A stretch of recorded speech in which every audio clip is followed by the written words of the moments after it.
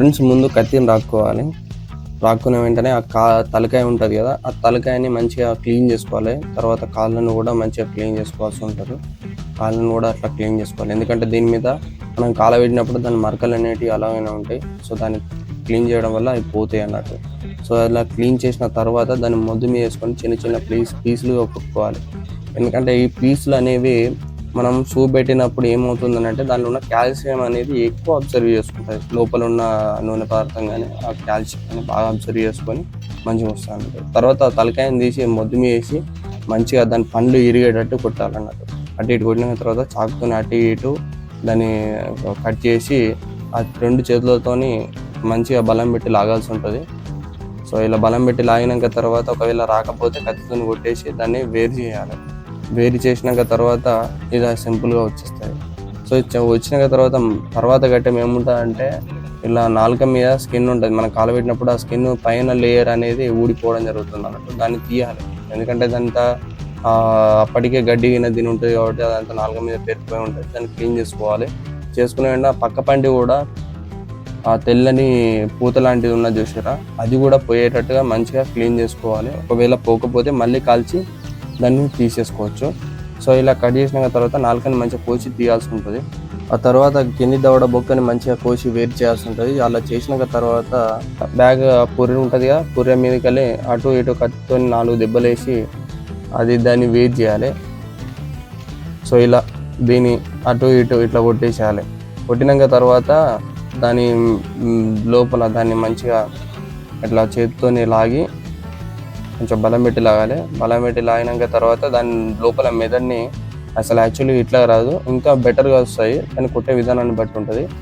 So ఇట్లా మెదడుని తీసేసి మనం వేసుకోవాలి, ఎందుకంటే ఫ్రైలో మెదడు అనేది చాలా ఎక్సలెంట్గా టేస్టీగా ఉంటుంది అన్నట్టు.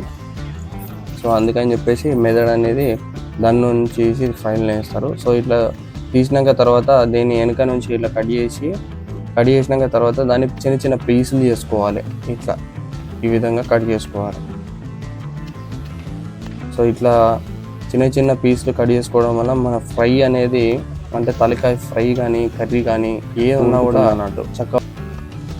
సో ఇట్లా అయిపోయినాక తర్వాత ఇది కొట్టే విధానం మీరు చూస్తున్నారు కదా, ఇప్పుడు వీడియోలో మేము చూపెట్టే విధంగా అట్లా వేయాలి. మళ్ళీ ఇంకోటి ఏంటంటే పైకి మనం ఇంకోటి పార్ట్ ఉంది కదా, దాన్ని కూడా సేమ్ పైన ఆ వైట్ కలర్ లేయర్ లాంటిది ఉంటుంది, పంట పక్క అయినా అదే దాన్ని అంతా క్లీన్ చేసుకోవాలి.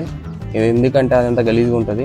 క్లీన్ చేసుకున్న తర్వాత సైడ్ల నుంచి కత్తితోని అటు ఇటు సైడ్ల నుంచి మంచిగా కోసి దెబ్బ కొట్టాల్సి ఉంటుంది.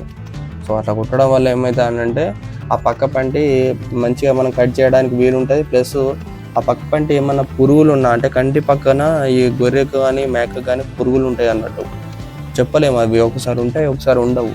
సో అట్లాంటి సందర్భాలలో ఏమవుతుంది అని అంటే దాన్ని తీయకపోతే కొంచెం గలీజ్గా ఉంటుంది కాబట్టి ఆ పురుగులన్నీ చూసుకోవాలి, ఖచ్చితంగా చూసుకోవాల్సి ఉంటుంది. అది ముక్కులో కానీ ఉండొచ్చు, కంటి పక్క వంటి కానీ ఉండొచ్చు. సో అలా చూసుకుని అది అయిపోయినాక తర్వాత అలా మంచిగా చిన్న చిన్న కట్ చేసుకొని అది చేయాలి. మళ్ళీ ఇంకో భాగాల్లో పైన పన్ను ఉన్నాయి కదా, ఆ పళ్ళ పైన ఉన్నటువంటి ఆ లేయర్ నుంచి పళ్ళని మంచిగా కొట్టేసి కత్తితోని పైన ఇట్లా కట్ చేయాలి. కట్ చేసిన తర్వాత ఇంతకుముందు నేను పురుగులు అని చెప్పినా కదా, సో అట్లా ఉంటాయి అన్నట్టు. ఆ ముక్కులో కూడా కొంచెం గలీజ్గా ఉంటుంది, దాన్ని కూడా క్లీన్ చేసుకోవాలి. సో అది క్లీన్ చేసినాక తర్వాత మనం చిన్న చిన్న పీసులుగా ఇట్లా కట్ చేసుకుంటాం.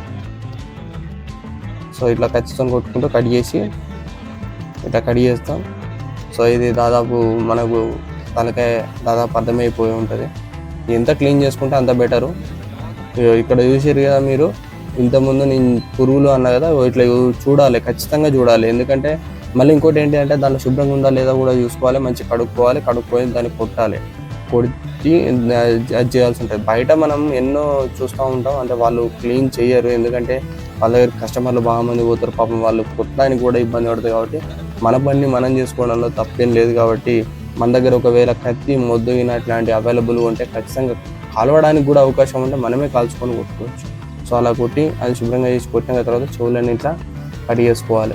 దీన్ని కూడా ఇట్లా చాకుతో మంచిగా క్లీన్ చేసుకొని కట్ చేసుకుంటే కథం మన తలకాయ మొత్తం కట్టింగ్ అనేది అయిపోయింది.